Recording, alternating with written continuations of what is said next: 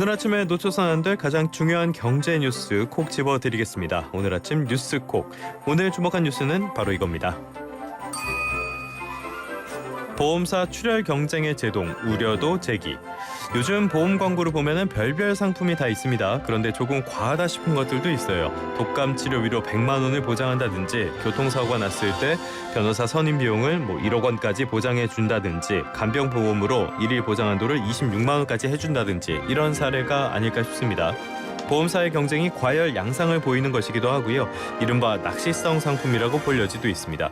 당장은 좋아 보이는데요. 이렇게 되면은 보험사의 손해율, 그러니까 걷어들인 보험료 가운데 지급한 보험료의 비율이 높아지게 되고요. 이렇게 손해율이 오르면 당연히 보험료도 상승합니다. 결과적으로는 소비자 피해로 연결될 수 있다는 거죠.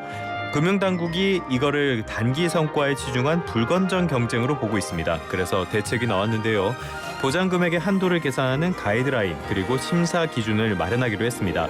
그러니까 치료비나 간병비 같은 비용은 당연히 고려를 하겠지만 직접 연관성이 없는 위로금이나 교통비 같은 거는 제외하는 방식이라고 할 수가 있겠습니다. 이런 대안을 통해서 보험사가 과도한 경쟁보다는 소비자에 밀접한 상품으로 경쟁하도록 유도하겠다는 게 금융당국의 계획입니다. 이렇게 보험사의 경쟁이 과열된 배경 가운데 하나는 지난 2016년에 도입된 정책, 보험상품 자율화 정책도 그 배경 가운데 하나라고 할 수가 있겠습니다.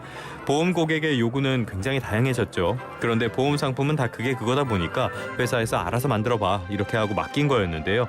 일부 부작용이 나타난 셈입니다. 다만 가이드라인을 만들어서 이런 정책을 사실상 폐지한다면요, 그것도 그 나름대로 문제점을 불러올 가능성이 굉장히 크다고 할 수가 있겠습니다. 보장 한도가 비슷한 붕어빵 같은 상품들, 이런 것만 시장에 잔뜩 나오게 될 테니까요. 다들 대형 보험회사로 몰려갈 가능성이 상당히 커지게 될 겁니다.